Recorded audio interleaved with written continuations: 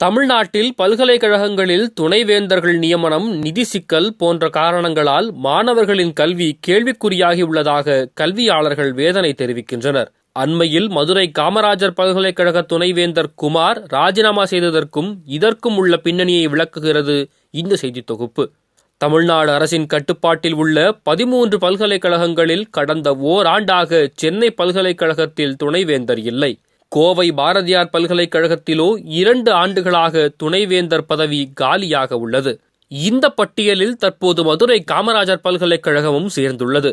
இப்படி துணைவேந்தர்கள் பதவிக்காலம் முடிந்தும் நியமனங்கள் நடக்காமல் இருக்க அரசியல்தான் காரணம். துணைவேந்தர்களை நியமிக்க ஏற்படுத்தப்பட்டுள்ள தேடுதல் குழுவில் பல்கலைக்கழக மானியக் குழுவின் பிரதிநிதியும் இருக்க வேண்டும் என்று ஆளுநர் ஒரு பக்கமும், அது முடியாது என்று தமிழ்நாடு அரசு ஒரு பக்கமும் கூறி வருகின்றன.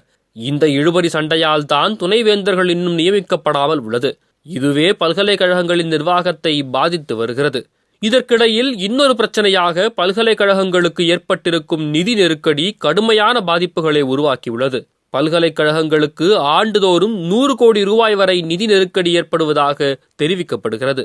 இதன் காரணமாகவே மதுரை காமராஜர் பல்கலைக்கழக துணைவேந்தர் குமார் பதவி விலகியுள்ளார். இதுவரை நிதி நெருக்கடியை காரணம் காட்டி துணைவேந்தர்கள் யாரும் பதவி விலகியதில்லை என்று கூறப்படுகிறது. இதையடுத்து பல்கலைக்கழக வட்டாரங்களில் விசாரித்ததில் வேறு சில தகவல்கள் கிடைத்தன. ஆரம்பத்திலிருந்தே அரசுடன் துணைவேந்தர் குமார் இணக்கமான போக்கை கடைபிடிக்கவில்லை என்று கூறப்படுகிறது. மேலும் ஊதியம் உள்ளிட்ட செலவினங்களுக்கு 95 கோடி ரூபாய் நிதியை அரசு வழங்கிய நிலையில் அதற்கான நியமனங்கள், நிதி விவகாரங்களின் தணிக்கை தகவல்களை அரசிடம் குமார் சமர்ப்பிக்கவில்லை என்று கூறப்படுகிறது.